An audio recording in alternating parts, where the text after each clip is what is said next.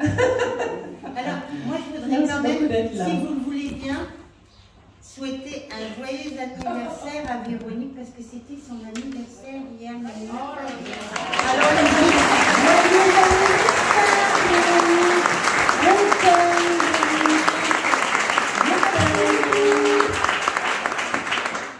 Voilà, merci beaucoup Chantal. Je connais bien là ta générosité et ta gentillesse. Voilà. Mais il ne faut pas oublier, c'est important. Ah oui, voilà. C'est vrai que toi, tu sais le fêter. Moi, je le fête, bien sûr. Et donc voilà, pourquoi pas continuer sur cette note joyeuse et se dire qu'aujourd'hui est une fête aussi, où on va apprendre des choses. On va avoir un témoignage d'une personne qui a été guérie spirituellement. Donc le thème d'aujourd'hui est évidemment la guérison spirituelle. Et c'est très important, je trouve, de se connecter à son bien-être, à ses capacités, à ses facultés, et donc être le plus relié à soi-même, et pour moi aussi vraiment à l'au-delà et à tout ce que je crois. Et je vous souhaite une très très belle conférence et toute une belle journée. Je suis désolée, je suis un petit peu émue maintenant.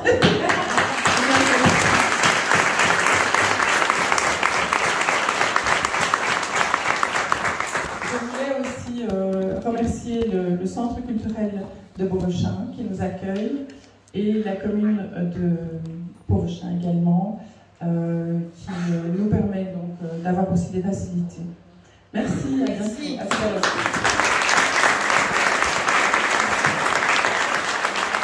Elle est toute troublée. Messieurs, dames, bonjour. Bonjour. Alors, je vois des têtes que je connais, puis des têtes que je connais depuis très très longtemps, parce que Cathy, tu es là aujourd'hui, et là, ça me touche mon cœur, mon âme. Merci Cathy d'avoir fait tous ces kilomètres pour venir me voir. Je suis très touchée, très très très touchée. Et pour tous ceux que je connais, que je revois aujourd'hui avec toutes ces têtes-là, toutes sympathiques et tout ça, et ceux que je ne connais pas, je vous dis un grand bonjour. Aujourd'hui, le sujet, c'est sur la conférence sera sur ce qu'on appelle la guérison spirituelle, et peut-être qu'après, au hasard, je vous poserai des questions, pour voir si vous avez suivi ou pas. Parce qu'il y en a plein qui font la sieste pendant la conférence, et que tout d'un coup, hop, ils se réveillent, et moi, j'aime pas ça. J'ai des yeux pour voir et puis je regarde même un peu sur... Parce qu'ils m'ont mis une estrade pour que je voie bien les têtes de fond là-bas. Vous ne voyez pas? Non. Pourtant, je suis lucide. C'est rare quand on me dit qu'on ne voit pas. Et quand je ne vois pas plus d'un mois. Parle dans le micro parce qu'ils ne t'entendent pas. Bon, messieurs, dames, est-ce que dans le fond, ils t'entendent? Est-ce que vous m'entendez au fond? Oui. On peut chanter une chanson alors, non? Oui. Alors, qu'est-ce que la guérison spirituelle? Waouh, c'est quelque chose ça. Hein. La guérison spirituelle est le processus qui permet à un être humain malade du corps ou de l'âme, ainsi que de l'esprit, de se guérir grâce à cette force spirituelle de vouloir s'en sortir. N'est-ce pas? Est-il donc possible de guérir spirituellement? Oui, c'est possible. À cette question, la réponse est indubitablement oui. Nous pouvons guérir si nous le voulons. Il ne faut pas l'oublier. Hein. Le pouvoir de guérison spirituelle n'est pas réservé à une élite. Il vient du cœur, il vient de l'âme, il vient de l'amour qui va développer et traduire l'être humain. Il vient de la paix intérieure. Il n'y a pas de limite à certaines des guérisons au travers de l'amour. Dans le mot amour, il y a A qui symbolise âme et our qui symbolise lumière. Âme, porteur de lumière. Donc développé et traduit, il vient de la paix intérieure et de l'amour. Tout cet amour que nous allons donner et toute cette énergie, en quelque sorte un pouvoir, vous pouvez l'appeler comme vous le désirez, pour pouvoir s'auto-guérir. Je certifie, vous pouvez toutes et tous vous auto-guérir. Certes, parfois vous êtes bloqués, traduits par vos émotions, devant le tribunal de votre mental. Ah, ce mental, il nous joue des tours. Eh oui. De vos jugements et vous vous limitez les effets de l'amour en vous. Je certifie qu'il est possible de changer ce regard négatif sur vous-même pour obtenir une autre vérité et pour pouvoir accéder à l'autoconnaissance reliée et menant à l'auto-guérison. L'énergie de guérison est l'énergie universelle pour le bien, qui est accessible à tous et à chaque instant. Si vous croyez que ce soit en Jésus, en Mohamed, en ce que vous voulez, sachez qu'il y a l'énergie qu'il utiliserait lors de son ministère. Si vous êtes pratiquant d'une autre religion, qu'elle soit juive, bouddhiste, musulmane, chrétienne ou autre, peu importe, c'est les résultats qui comptent pour moi, je dis toujours. Si vous êtes pratiquant donc d'une autre religion, ou si vous êtes même parfois sans même une religion, être ce que l'on appelle athée ou non-croyant, non-baptisé, et qui, par la maladie, va découvrir et va chercher pour s'auto-analyser et faire un travail sur soi pour s'auto-guérir, et qui vont rentrer certainement dans une dimension spirituelle. Vous connaissez cette force sous le nom de la puissance de l'amour, la force de la vie universelle, ou ce que l'on va appeler chez les hindous le prana. On entend souvent « je mange bio, je fais du sport, j'évite de boire trop d'alcool », tout cela est très bien. Mais l'hygiène de vie ne devrait pas seulement être de l'extérieur. Celui qui se soucie sincèrement de son bien-être ne peut pas s'en tenir à des considérations superficielles. Il faut donc également tenir compte de son âme et de ses motivations profondes. Il faut tenir compte de son âme. Les changements dans la manière de vivre doivent venir de l'intérieur et ils doivent être dictés par la nécessité pour soi de se mettre en adéquation avec son âme. Guérison.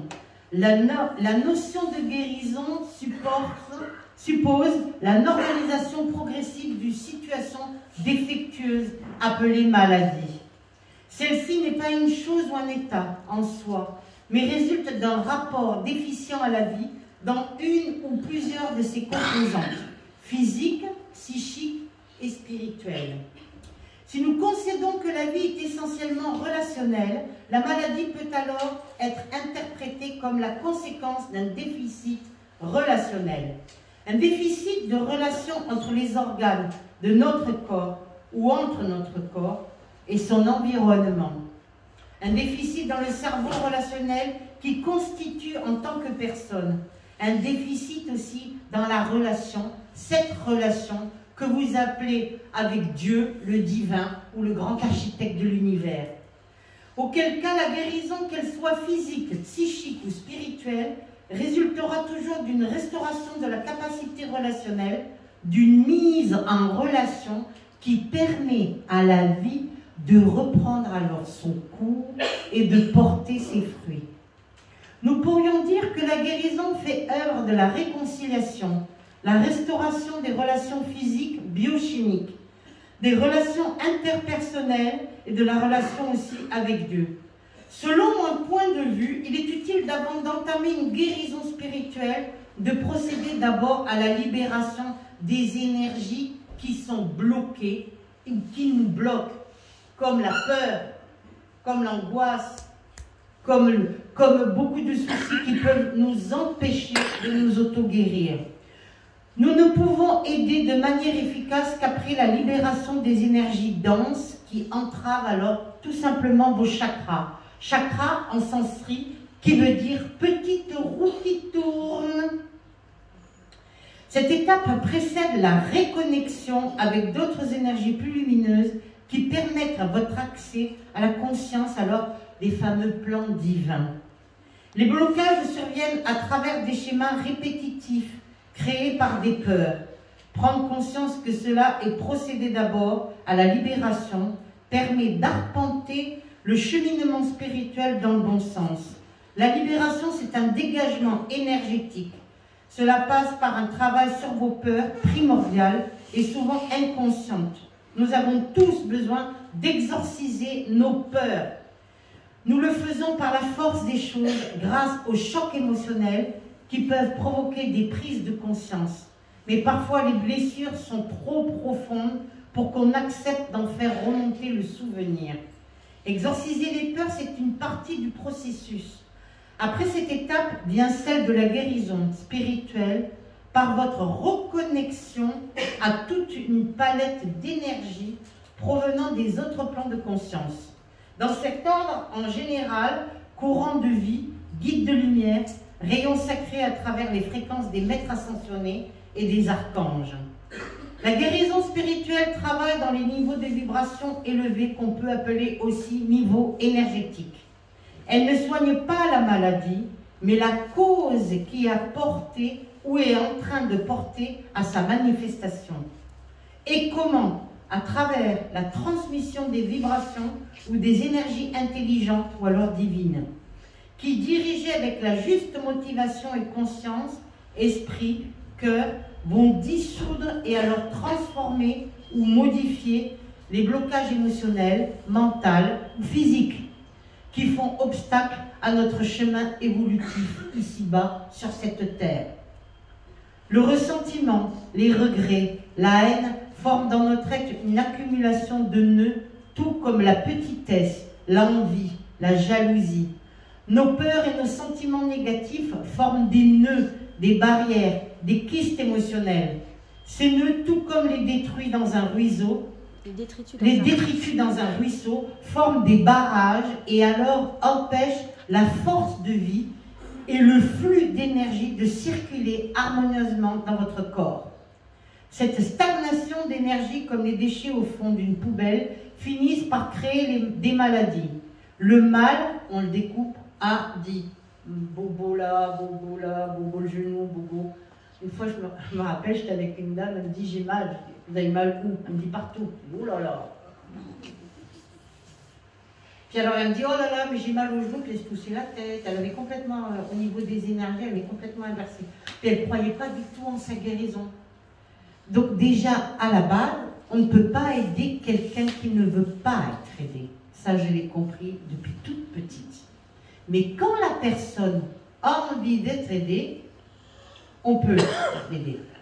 Une fois, j'ai reçu une jeune fille en Avignon, dans la Provence, pas loin de chez moi, qui est venue avec un dossier médical. Alors, attendez, elle me pose, puis je lui dis bonjour madame, bonjour, oui. Et puis elle me dit voilà, Chantal, viens vous voir, je suis malade. Oui. Je regarde comme ça, 3 cancers elle avait, pas 1, 3. Elle me sort un dossier médical, je dis écoutez madame, moi je ne suis pas docteur, je ne suis pas médecin. Et alors, je dis pourquoi vous voulez me voir? Alors elle me dit, voilà, je viens vous voir parce que la médecine traditionnelle m'a condamnée dans 1 mois. Le docteur me dit qu'il ne peut plus rien faire pour moi et que d'ici 1 mois ou 2, que je serai morte, quoi. Alors moi, je mets les 2 mains sur son dossier médical, je n'ouvre même pas le dossier. Je mets les 2 mains comme ça sur son dossier, je la regarde et je lui dis comme ça. J'ai dit, pour moi, dans 1 mois comme dans 2 mois, tu seras toujours debout et tu seras toujours vivante. Ok. J'ai dit, de toutes les façons, perdu pour perdu. Étant donné que t'as ça, elle avait une liste phénoménale. J'ai dit, pourquoi tu n'essaierais pas d'aller voir un guérisseur ou quelque chose comme ça? Oui, bon, je sais pas. Puis c'est mon père qui m'emmène, alors je ne sais pas s'il va vouloir ou pas. Il a dit, écoute, essaie de convertir ton papa et que ton père puisse t'amener. Donc son père l'a amenée, elle avait des guérisseurs, ça fait plus de 3 ans, elle est toujours vivante. Et c'est vrai que quand je la vois qui débarque à mes conférences, je la regarde, je me dis c'est pas possible. Même moi je me dis c'est possible. Et des fois je la regarde, je disais, je suis estomaquée de voir une personne avec un dossier médical et même les docteurs n'y comprennent rien. Parce que je pense que quand on veut véritablement, on peut, mais il faut le vouloir. Myriam. Déjà ça commence par ça. Pardon? Myriam. J'ai en 2010 3 amis, les 3 en même temps, vous vous rendez compte, jamais 203, hein, atteintes d'un cancer du sein. Alors une, elle me dit c'est le sein gauche, l'autre elle me dit c'est le sein droit, l'autre elle me dit c'est les 2 seins. Dans le micro. Et je lui dis ok, alors toutes les 3, une prof de français, une qui faisait très attention à tout ce qui était son esthétique et tout, toujours belle, toujours bien maquillée, toujours impeccable et tout ça. Et une autre qui me dit, oh, moi la guérison, tu sais, moi j'ai eu le cancer, ben, si je meurs, on n'en parle plus et tout. J'ai super pour l'aider, elle. Mais j'ai dit, mais est-ce que tu veux que je t'aide et tout ça? Elle m'a dit, ouais, bon, je sais pas, on verra bien. Si je meurs, on va tous mourir et tout. Ok, d'accord. sur les 3 personnes, dont une j'ai amenée à Ars-sur-Formant, voir mon curé d'Ars, et je lui ai dit, à cette amie qui était prof, je lui ai dit, écoute, on va aller dans un endroit, tu ne poses aucune question, tu me suis, tu fais exactement tout ce que je vais te dire de faire, sinon c'est même pas la peine, tu restes chez toi. Elle prend le train, elle arrive chez moi, elle arrive 2 heures de retard, ça commence bien. Après, elle me dit, oui, on passera chez l'épicier à côté, parce que je sais qu'il fait du bon fromage de chèvre, on ira acheter du fromage de chèvre pour mon mari, pour rentrer. Et partout où nous allions, elle faisait des photos de ceci, de cela. On aurait dit une vraie reporter. Je dis, mais quand même, Myriam, tu es venue, c'est pour guérir, tu es venue en vacances, prends tes photos, si ça te fait plaisir. Ok, elle prend ses photos et tout ça. Puis elle me dit, là, il y a des drôles de choses. Bon, au début, c'était un nouvel appareil qu'elle avait, que son mari avait acheté. Et puis, on ne savait pas trop bien le faire fonctionner, cet appareil photo. Bon, nous sommes allés dans un lieu saint, je lui ai fait faire pas mal de choses et tout ça.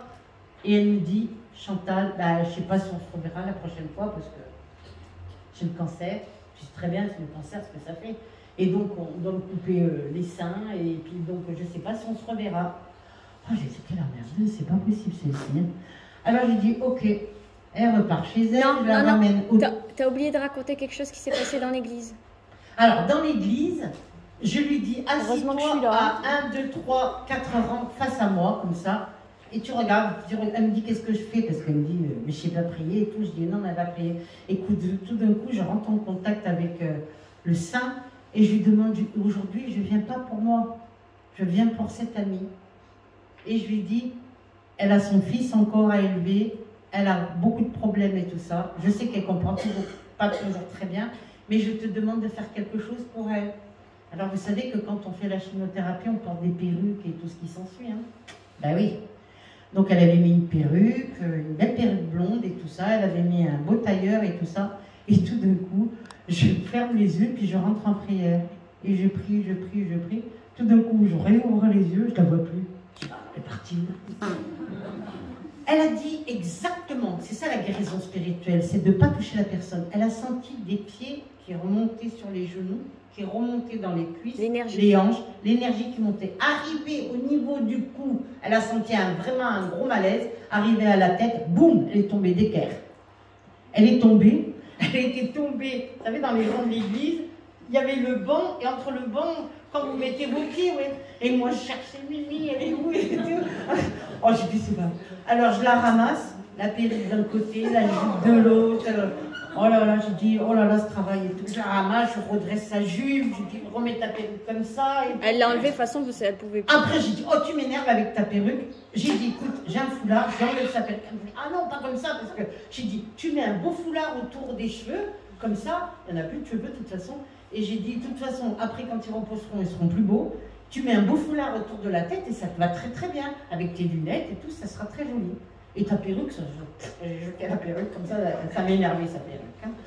Et alors elle me dit n'importe quoi. Non, mais je récupère ma perruque, elle la met dans son sac. Et puis je lui dis, on va aller dans un deuxième endroit. Alors elle me fait, ah non, un deuxième endroit. Ah non, une fois, mais pas deux. Hein.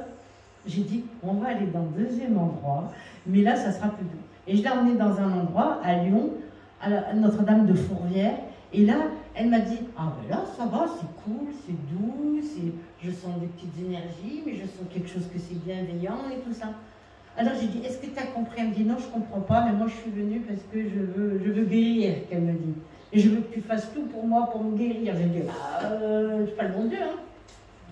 Donc elle a guéri. Une deuxième. Non, attends, elle a guéri. Toi, tu le racontes comme ça. Non, elle rentre chez elle. Quand elle a fait les radios, elle avait un rendez-vous médical, vous savez, pour les radiographies, parce qu'elle devait revoir le docteur pour qu'on lui coupe ses deux seins. Et le docteur lui dit, Madame Intel, oui. Non, mais il dit, Madame Intel, ben oui. Non, mais Madame Intel, c'est vous? Ben oui, c'est moi. Mais c'est vous qui êtes venue il y a 15 jours en arrière et tout ça? Ben oui, c'est moi. Bon, pas ma soeur jumelle, hein. Et alors elle dit comme ça, ben oui, c'est moi et tout. Il dit, non mais attendez, vous avez les radios avant, on voit les radios d'aujourd'hui. Ça n'a rien à voir. On s'est trompé de radio, il y a un problème et tout ça. Ben je sais pas moi, docteur, c'est vous qui faisiez les radios et tout. Donc il voit les docteurs, il lui dit, je comprends pas, vous n'avez plus rien, je ne comprends pas, peut-être que je cherchais d'autres radiographies, et je vous rappellerai. Alors elle était contente, elle repart chez elle, et je lui dis, Et elle en parle à son mari. Son mari, gendarme. À la tête du gendarmerie, très carré, très les pieds sur terre. Hein, qui lui dit n'importe quoi, mais non, mais il a dû se tromper, le monsieur, tout ça. On regarde. Il dit, tu sais ce qu'on va faire? Je vais te développer tes photos. Et sur les photos qu'ils ont développées, où on voit pas mal de choses, on voit ce qu'on appelle des boules blanches, des guides de lumière et tout Les ça. orbes. Les orbes, plus précisément. Et là, ils ont compris. Alors le gars, il a dit, bah, t'as du mal à appuyer sur l'appareil photo. Il cherchait à trouver des raisons à des choses qui ne sont pas raisonnables, comme j'ai envie de dire. Il cherchait, il ne comprenait pas. Il dit, moi, je ne comprends pas. Bon, tes photos, elles sont foutues. Il y a plein de trucs blancs dessus, je ne sais pas ce que c'est et tout ça. Et qu'est-ce qui s'est passé? Donc, elle a été guérie. Une fois qu'elle a été guérie, je lui ai dit, écoute, puisque je t'ai amené à tel endroit et tout ça, il me semble que tu devrais retourner à cet endroit pour remercier le saint. Pas moi, mais remercier le saint qui t'a guéri. Et c'est ce qu'elle a fait. Mais elle a fait avec beaucoup, beaucoup de difficultés. La deuxième personne qui vivait à l'étranger est venue me voir en France et tout ça, était vraiment pas bien du tout, très malade, avec un traitement, la chimiothérapie, la radiothérapie, le truc, mais vraiment à vous mettre par terre.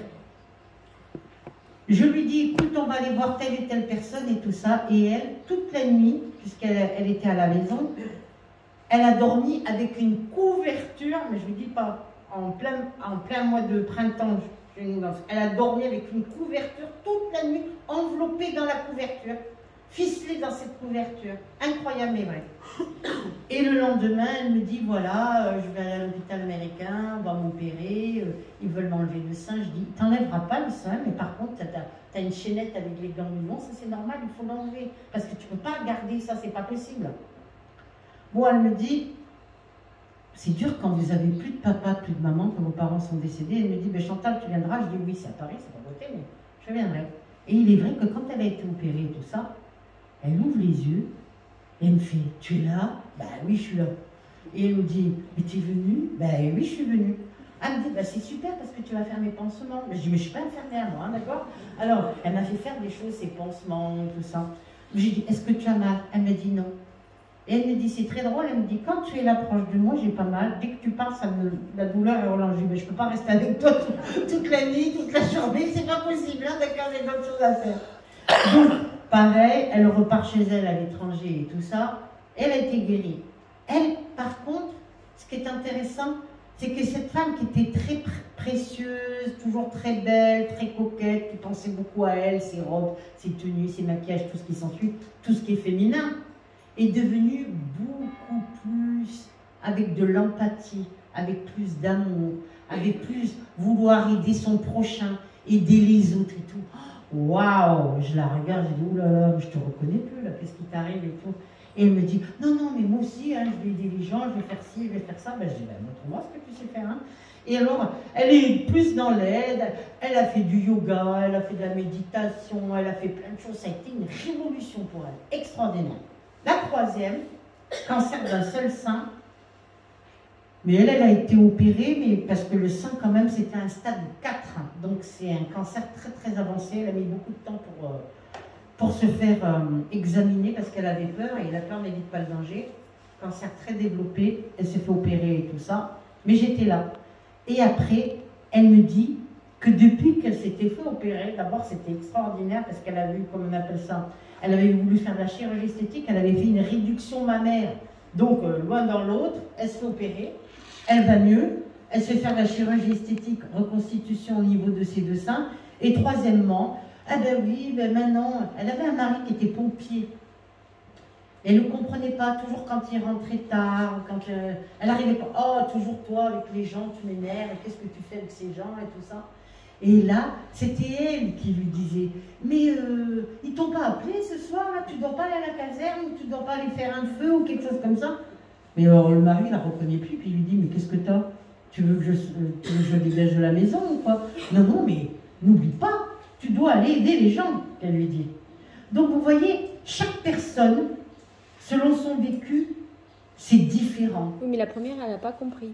Mais la première, Une fois guéri, on devait lui couper les 2 seins et tout, qui vient et qui me dit, 1 an après, mais tu te rends pas compte, Chantal, hein? Mais tu te rends pas compte? Je dis, qu'est-ce que je me rends pas compte? Mais moi, j'ai eu le cancer des seins, et il devait me couper les seins.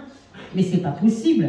Tu te rends pas compte? J'ai dit, mais est-ce que tu l'as le cancer encore? Elle me dit, non. Ben, je dis, pourquoi tu m'en parles? C'est du passé. Oui, mais quand même, j'ai eu le cancer des seins, et tu te rends pas compte, et tatati. Et ça revenait en boucle. J'ai dit, mais si elle part comme ça, elle va rechuter. Parce que c'est pas bon. C'est ce que l'on appelle la plus vieille méthode du monde, la pensée positive. On est d'accord? Pensée positive. Donc, comme quoi, même si vous avez des personnes autour de vous, des parents, des enfants, moi je l'ai eu avec ma maman.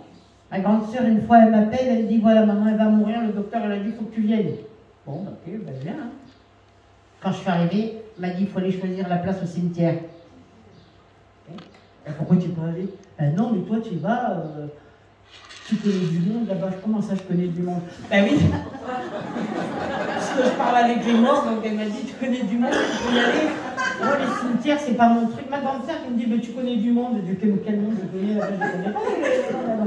Elle me dit, bah, tu les connais, tu peux y aller. Bon, j'arrive au cimetière, et puis je vais pour prendre la place et tout pour ma maman. Ça, c'est véridique, hein. J'étais avec ma fille et puis ma sœur, et puis ma sœur est assise à ma droite, ma fille à ma gauche. Vous voulez pourquoi, madame? Rien pour une place? Bah oui, mais pas pour moi, parce que ma maman, elle est plus belle, elle est pas très grande et tout. J'ai une petite place normale pour si... Là, alors elle me dit, mais alors votre maman, elle est décédée quand? Mais non, mais elle n'est pas morte. Mais pourquoi vous voulez chercher la place? Et parce qu'on m'a dit à l'hôpital, et ma soeur, elle m'a dit qu'il fallait... Je dis, mais pourquoi tu m'as dit, toi, qu'il fallait que je prenne la place et tout, au cimetière et tout? Bon, on prend la place, on prend la carte bleue, tout ça. Et puis ma soeur, elle m'a dit, je t'en supplie, fais quelque chose, fais quelque chose. Maman, elle va mourir. J'ai dit, non, mais attends.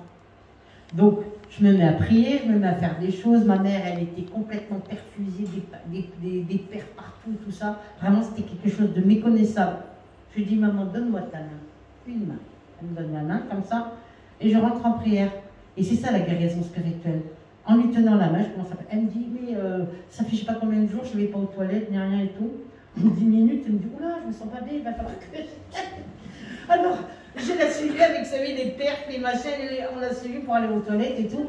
Après, on revient. Et il y avait 2 docteurs, le cardiologue et le docteur généraliste qui voulait opérer ma maman. Et quand il me voyait, il me regardait bizarrement. Alors, je sais pas pourquoi, il me regarde bizarrement. Et la cardiologue, elle me dit, vous, madame, c'est bizarre. Vous n'êtes pas comme vos frères et comme vos sœurs. Non, ça, je sais pas. Oui, on se ressemble pas trop. C'est vrai que j'ai une sœur, elle est petite, blonde et tout ça. Quand je dis c'est ma grande sœur, on me regarde tous du travers. Hein. Alors elle me dit, non mais il y a quelque chose, papa. Vous pouvez rester, vous, madame. Elle me dit, bon, ben, je peux rester. Elle fait les examens et tout.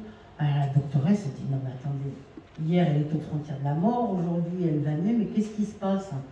Je dis, je sais pas, moi je suis pas docteur, regarde la cardiologue, elle commence à montrer des radiographies, des machins et tout ça, elle m'explique les choses, je dis, mais écoutez madame, moi je suis pas cardiologue, hein. C'est vous, c'est votre boulot, donc faites ce que vous devez faire. Donc elle s'occupe de ma maman et tout ça, alors ma mère elle me regarde, puis elle me dit, alors je vais pas mourir? Bah je sais pas, c'est pas encore ton heure et tout. Mais alors elle me dit, mais c'est à quelle heure que je vais mourir? Qu'elle me dit. J'ai dit, il n'y a pas d'heure pour mourir, maman. Alors elle me dit, non mais là je vais mieux et tout. Puis elle me dit, là tout d'un coup je me sens un peu mieux, j'aimerais bien manger un sandwich au saucisson. Bon, ben il fallait que je sorte dehors, que je cherche une boulangerie et que je trouve le sandwich au saucisson. En plus, pas n'importe quel saucisson, vous savez, c'est le Jésus, je ne sais pas si vous connaissez ici. C'est des tranches de saucisson énormes. Moi, tu peux pas manger ça, c'est pas possible. Si j'ai envie de manger un sandwich au saucisson, tout ça, bon, ok. Je ramène le sandwich au saucisson, elle s'assoit comme ça dans le lit, plus de père, plus rien, elle prend le sandwich, elle mange le sandwich. Et moi j'étais là, je la regardais, oh, je vais me faire engueuler par les accélérés. Elle mange son sandwich, elle me dit, ben ça va mieux. Alors elle me dit, bon ben moi je vais mieux, hein. J'ai dit, maman, je vais partir, je suis partie à Lourdes. J'ai fait l'aller-retour comme ça dans la nuit. J'ai dit, demain je reviens et tout ça. Alors, je pars à Lourdes, je prie comme ça, puis je dis, à ma petite maman du ciel, je m'adresse à la mère divine et je lui dis, non mais maman quand même, là il faut que tu fasses quelque chose. Je dis, je te demande pas grand chose, mais que ça se passe bien, si ça se passe, que tout se passe bien, vraiment avec le bien-être et tout ça. Faut pas trop la faire souffrir, je sais que tu vas me la prendre, mais pas maintenant.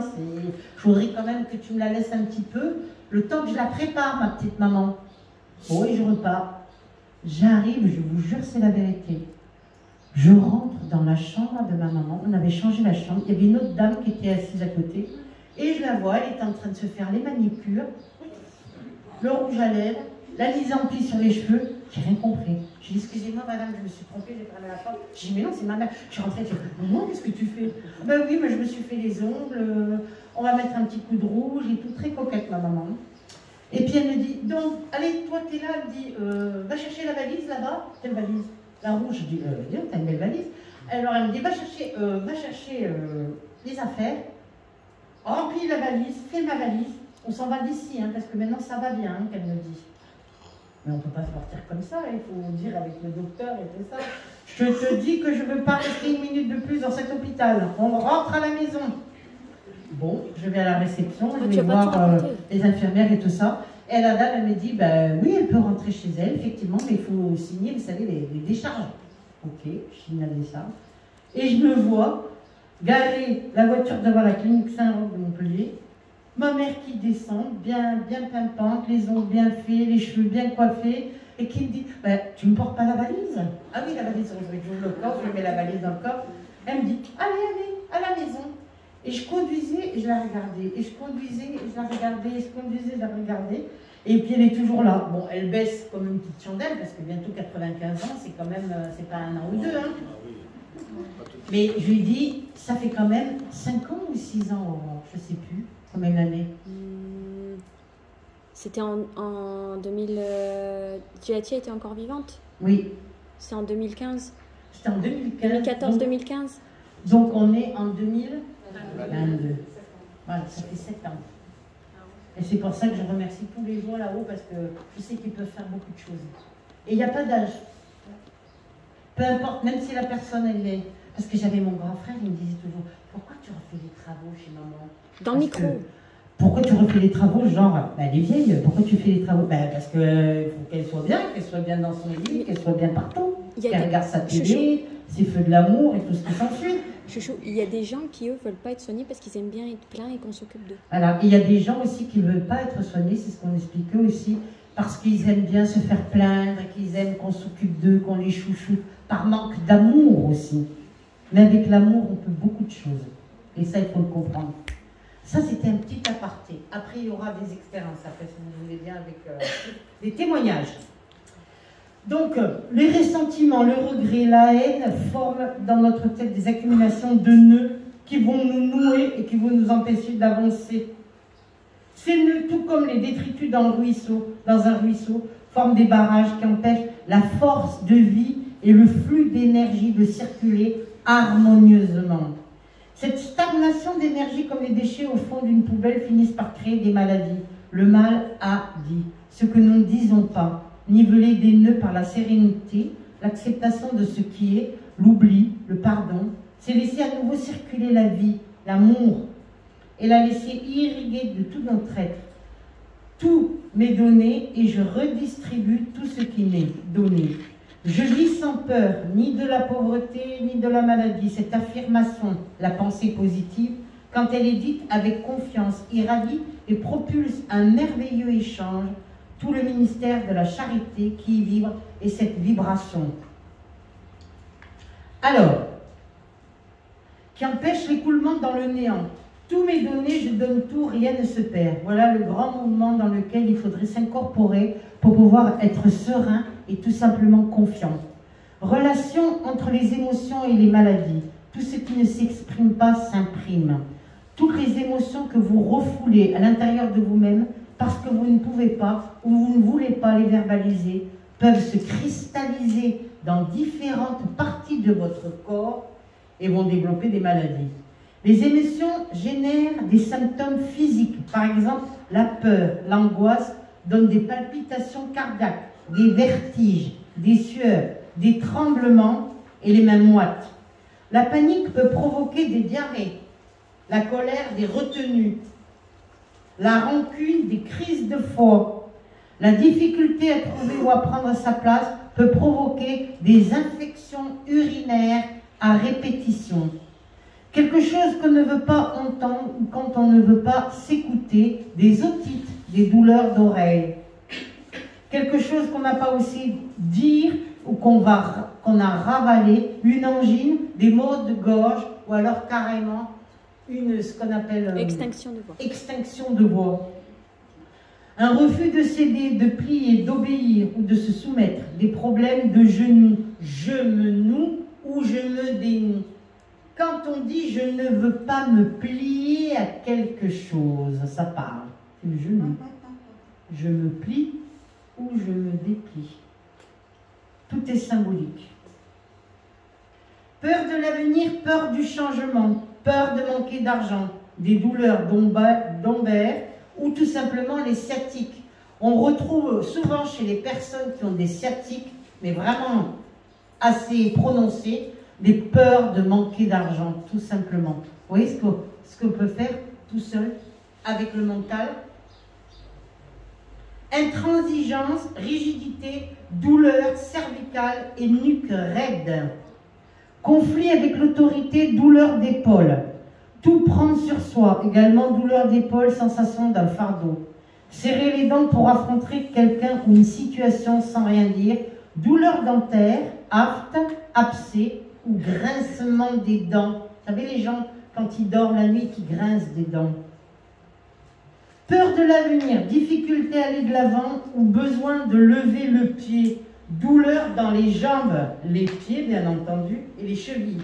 Les chevilles, quand on a mal aux chevilles, c'est soit une entorse, soit tout simplement un manque de confiance en soi.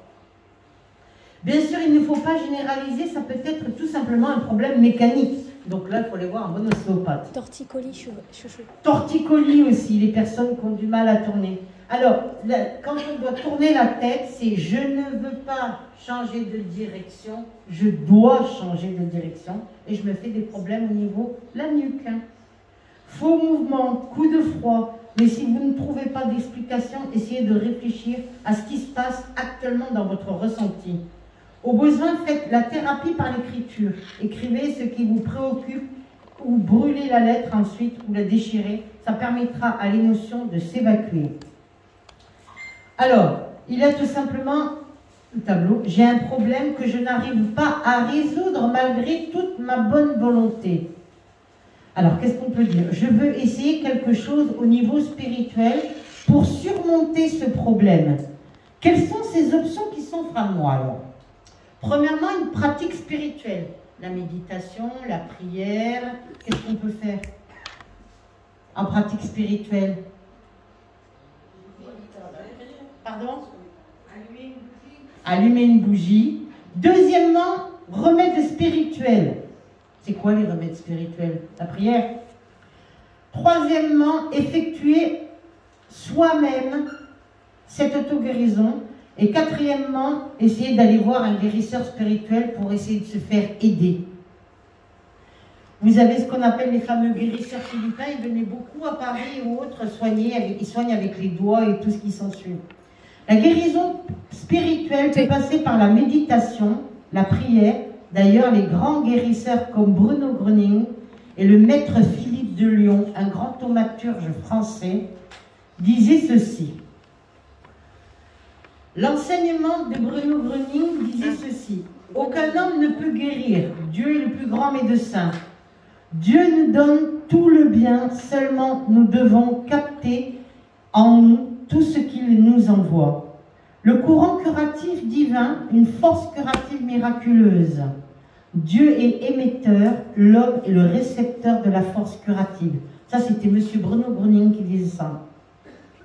L'enseignement de M. Bruno Gröning suppose l'existence de forces spirituelles qui ont une influence nettement plus grande que ce que l'on croit habituellement. Bruno Gröning, comme l'indique son nom, était un monsieur qui était d'origine allemande. Comparez les noms, il avait un gloître ici, une déformation au niveau de la gorge, quelque chose d'extraordinaire. les hommes à une batterie. Il comparait les hommes à une batterie. Chacun de nous dans la vie de tous les jours perd des forces. Toutefois, bien souvent, les énergies nouvelles qui nous sont nécessaires ne seront pas captées en suffisance. De même qu'une batterie vide ne peut fonctionner normalement, ainsi, un corps sans force ne peut remplir ses tâches. Les conséquences en seront la fatigue, la nervosité, les angoisses existentielles et en fin de compte la maladie. Bruno Gröning expliquait donc comment chacun pouvait retrouver les énergies nouvelles, pour cela à la fois dans le bien et en conditions préalables tout aussi importantes que la volonté de guérir. L'homme est partout entouré d'ondes curatives qu'il suffit de capter. D'après Bruno Gröning, il n'existe pas de maladie incurable. Le maître Philippe de Lyon disait ceci: grouper chaque jour des malades qui venaient le voir, plus d'une centaine de patients par jour. Tous les fidèles auditeurs, il était difficile de décrire l'atmosphère de foi et de confiance qui créait la présence du maître Philippe de Lyon. Il organisait des conférences comme ceci aujourd'hui et il passait dans les rangs. Et il disait ceci, il s'arrêtait à quelqu'un.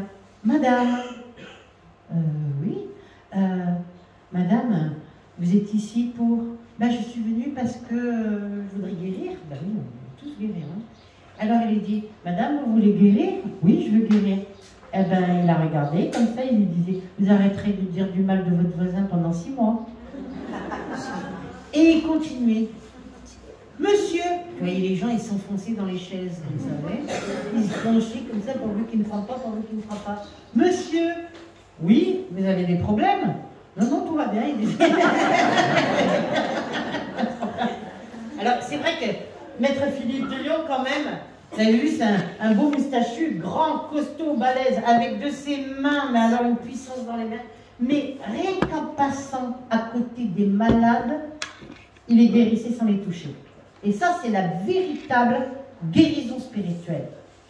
Et passé, alors, monsieur, oui, monsieur, bonjour, vous venez pour, ah ben moi je viens pour guérir. Ça, c'est la tombe du maître Philippe de Lyon, qui se trouve au cimetière Loyasse, à Lyon, juste en face de Fourvière, quand vous arrivez à Lyon.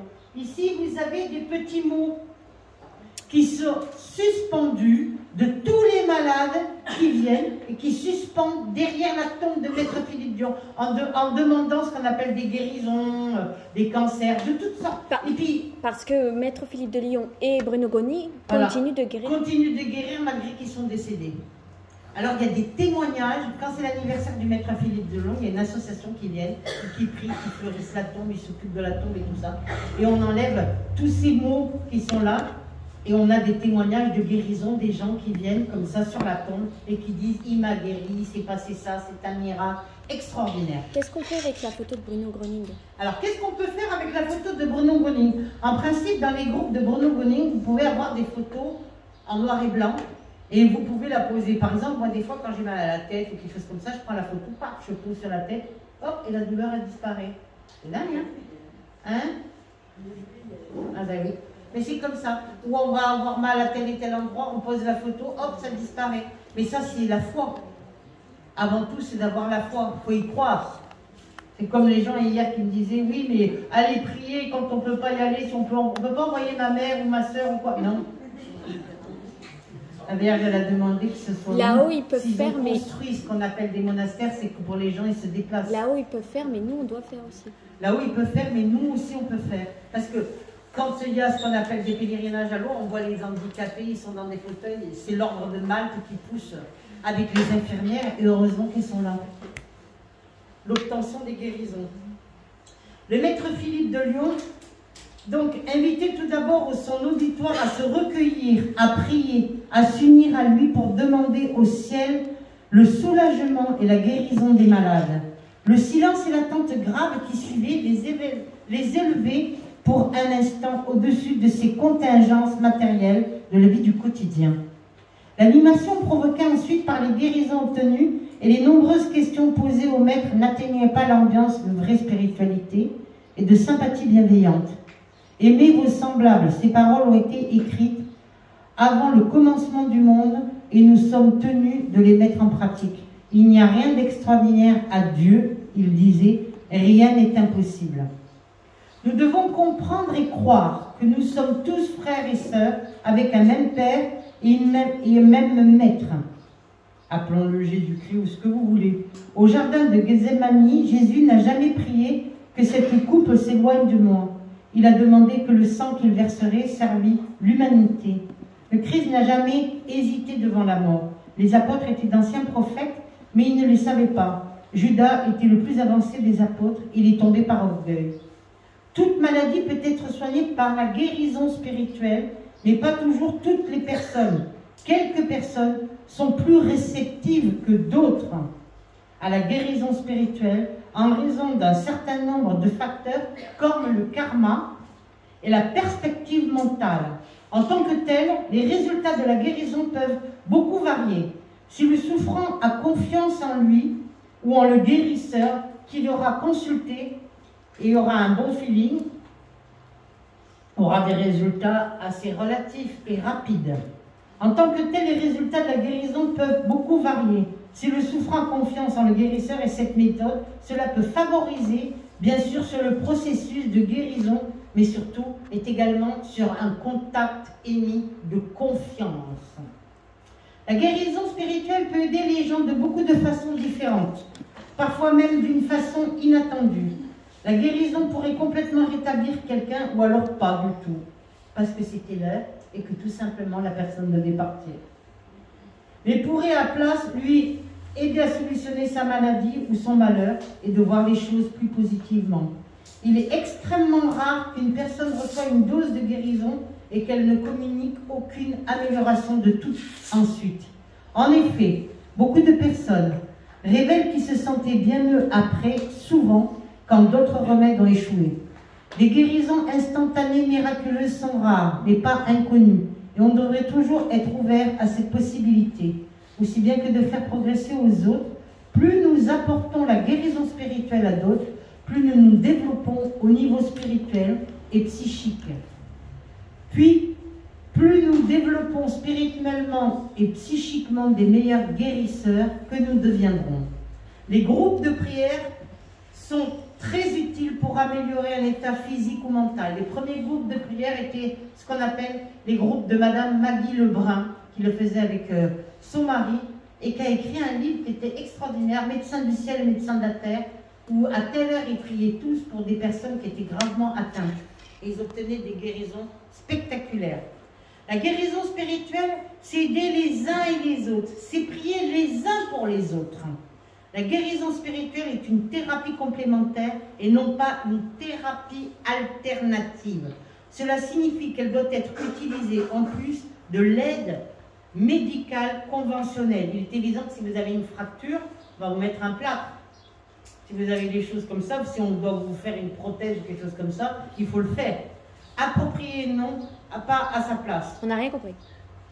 Quand on doit se faire opérer, si vous devez vous faire enlever des calculs de la vésicule biliaire ou si vous devez vous faire transplanter. Dernièrement, j'ai vu une jeune femme qui s'est fait transplanter du rein.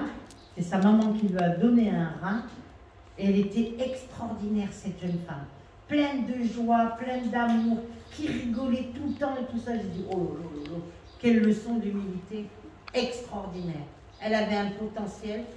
Et elle se rendait compte que heureusement sa maman était toujours là avec elle et qu'elles étaient fusionnelles toutes les deux. En plus, c'est vrai qu'avec le don d'organes, qui au départ, il faut le dire, j'étais pas vraiment pour. Mais quand il s'agit de sauver quelqu'un, de sauver les siens, pas les chiens, les siens. Non, les siens. Comme dans le film, j'adore. Eh bien, on fait tout pour sauver les siens. On est d'accord? Que ce soit vos parents, vos enfants, un frère, une sœur, quand il faut y aller, ben il faut y aller, même si on n'a pas forcément envie de le faire. C'est important.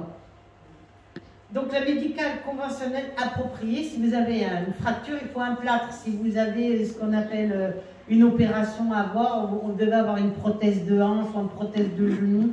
J'ai une dame, une fois, elle est venue, presque il fallait que je la porte dans mes bras pour l'asseoir dans mon bureau. Je peux plus, Chantal, je peux plus. Quel âge vous avez? 72 ans. Plus de hanches, plus de genoux. Les os usés. J'ai dit, mamie, vous allez vous faire opérer Et quand vous allez vous faire opérer, quand vous passez au bloc opératoire, vous penserez à Raphaël et tout ça, et quand vous serez opéré, vous allez voir, vous allez trotter comme un lapin. Oui, moi j'ai peur, je vais aller dans un fauteuil roulant, j'ai plus de hanche, Chantal, tu te rends pas compte, puis j'ai plus de genoux. J'ai dit, en tout cas, la langue, tu l'as, hein. Bien vivante, hein. Ta langue va bien. Un mois après, exactement, entre un mois et demi, elle était opérée dans une clinique formidable. Elle est venue, superbe robe, les talons aiguilles et tout, et elle tournait, elle me dit, tu veux que je te danse quoi, tout ça. J'ai regardé, j'ai pleuré. J'avais même plus de mots pour trouver ça, j'ai regardé, j'ai pleuré parce que c'était extraordinaire. Elle était debout, elle était guérie, elle me dit, bon, bah, c'est pas grave si je sonne quand je passe au portique ou dans les trucs, parce que, bah oui, les prothèses, hein. Elle m'a dit, l'important c'est qu'à nouveau, elle me dit, c'est miraculeux, Chantal, je peux à nouveau remarcher. Ah bah tant mieux, tant mieux. Donc, n'oublions pas que heureusement, dans le domaine médical, il y a des médecins qui ont des mains en or et qui peuvent faire des choses exceptionnelles. La liste des 5 guérisseurs qui seront invoqués. Les premiers qui sont consacrés docteurs de l'Église, Saint-Côme et Saint-Damien. Ensuite, Sainte-Lucie ou Sainte-Odile, c'est les saints que l'on invoque pour retrouver la vue. Le mont Sainte-Odile, il est dans l'est de la France, au mont Sainte-Odile. Il y a une eau, l'eau de Sainte-Odile, qu'on applique avec des cataplasmes pour retrouver la vue, pour avoir des problèmes, tout ça. Sainte Apolline, c'est la sainte pour les maux de dents. Saint-Éloi, c'est pour les rhumatismes. Saint-Laurent, c'est pour les brûlures. Saint-Mamère, non, c'est ma mère. Saint-Mamère, c'est un saint qui se trouve en Bretagne. D'ailleurs, les saints bretons le connaissent pas mal. C'est pour les maux de ventre, plus précisément des intestins. Les personnes qui ont des problèmes d'intestin ou des problèmes, comment on appelle ça, de la maladie de Crohn. Est-ce qu'il y a des personnes qui ont la maladie de Crohn? Oui. Eh bien, c'est le saint qu'il faut invoquer. Saint Mamère. Il est représenté avec les deux mains à gauche et à droite et il maintient les intestins. C'est comme s'il porte les intestins. C'est le saint patron des intestins. Saint Bénilde, j'ai sa photo qui est là. Saint Bénilde ou Saint Pérégrin. Saint Bénilde, c'est le saint patron du cancer. Il se trouve à Thurey en Auvergne, en France, entre Clermont-Ferrand et Vichy. Et vous avez Saint Pérégrin qui est pour le cancer. C'est les cancers qui sont plus précisément logés dans les membres supérieurs comme les membres inférieurs. C'est-à-dire soit les jambes ou soit les bras. C'est Saint Pérégrin qu'il faut prier. Et Saint Bénilde, c'est pour toutes sortes de cancers. Et pour, par exemple, les cancers du sein, tout ça, c'est celui qu'il faut prier. L'Esprit Saint, on le prie aussi pour soigner quelle sorte de maladie? Pour tout simplement les personnes qui perdent la tête, qui deviennent Alzheimer, ou qui ont des problèmes, un burn-out ou quoi, quelque chose comme ça, il faut prier l'Esprit Saint. La prière consiste à rendre la paix intérieure et à réconcilier la personne avec Dieu. L'interaction est étroite et permanente entre la part corporelle et la part spirituelle de l'homme. C'est par la foi que l'homme s'ouvre à l'action de la grâce salvatrice de Dieu. Une révolution s'amorce dans la médecine. La spiritualité et la guérison par voie spirituelle sont des thématiques désormais intégrées dans le cursus d'études de beaucoup de facultés de médecine américaines. Parmi 45 facultés de médecine, dont celle de Washington, l'université renommée de Harvard, à Boston, introduit aujourd'hui la spiritualité et la médecine dite alternative. Elle est reconnue, enfin, dans la recherche clinique et dans l'enseignement. On assiste à une prise de conscience et la reconnaissance des valeurs traditionnelles dans la technique et dans l'ethnique médicale, accompagner ce qu'on appelle le médecin traditionnel suivi par un guérisseur quand on a fait appel à ce qu'on appelle, vous avez tous entendu parler, des barreurs de